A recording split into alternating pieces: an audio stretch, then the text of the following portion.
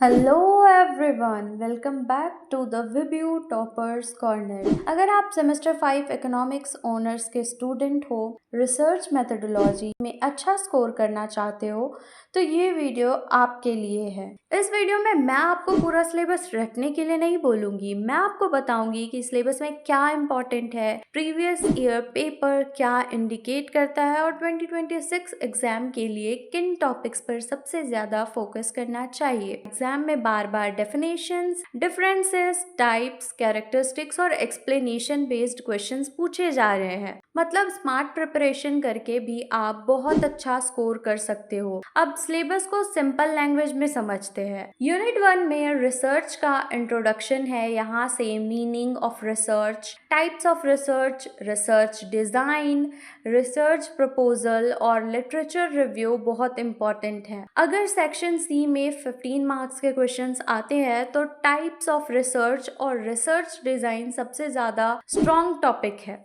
Unit 2 research problem पर based है। ये पूरा सिलेबस का सबसे इम्पोर्टेंट यूनिट माना जा सकता है। रिसर्च प्रॉब्लम क्या होता है, उसका सिलेक्शन कैसे किया जाता है और रिसर्च प्रॉब्लम डिफाइन करने की टेक्निक क्या है, इन पर स्पेशल फोकस रखिए। यूनिट 3 सैंपल सर्वे डिजाइन से रिलेटेड है। यहाँ से सैम्पलिंग डिजाइन, सेंसस सर्वे और सैंपल सर्वे का difference, sampling error, non sampling error बहुत इंपॉर्टेंट है।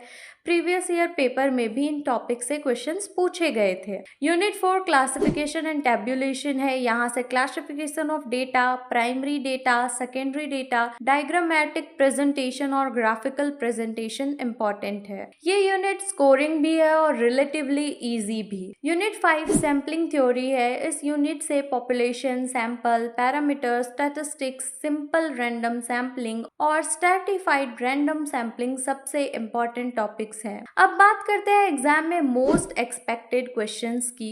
हाई प्रायोरिटी के क्वेश्चंस प्रिपेयर करके अच्छा स्कोर कर सकते हैं। तो क्वेश्चन नंबर 1 है types of research in social science. Number 2 research design and its types. Number 3 research problem and criteria for selecting a research problem. Number 4 sampling design and sampling design process. Number 5 classification of data objectives and type. Number 6 types of sampling. Number 7 simple random sampling and stratified random sampling. Number 8 primary and secondary data.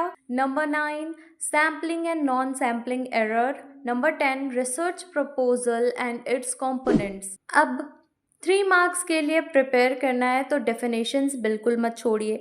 Research, literature review, sampling, population, sample, parameter, statistic, primary data, secondary data, research design और research proposal जैसे topic के short questions आने की पूरी possibility होती है। 5 marks के लिए research design, research proposal, good sample की characteristics, secondary data, literature review और नॉन सैम्पलिंग एरर जरूर प्रिपेयर करिए। एक और इम्पॉर्टेंट बात, क्वेश्चंस को सिर्फ याद मत करिए, हर आंसर को एक स्ट्रक्चर में लिखिए। सबसे पहले इंट्रोडक्शन, उसके बाद डेफिनेशन, फिर मेन पॉइंट्स विथ हेडिंग्स और एंड में कंक्लूजन। ये सिंपल फॉर्मेट आपके आंसर को एक स्ट्रक्चर प्रोवाइड करता है, एग्जामिनर के लिए अट्रैक्टिव बना देता है। मेरा गोल आपको बर्डन देना नहीं है। इफ यू आर थिंकिंग के बहुत सारे क्वेश्चंस बता दिए गए हैं तो you are an economics student and आपको ये बेसिक चीजें आनी चाहिए। So that's it for this video. इस चैनल पे इसी तरह syllabus analysis, important questions, answer writing और एग्जाम ओरिएंटेड प्रिपरेशंस शेयर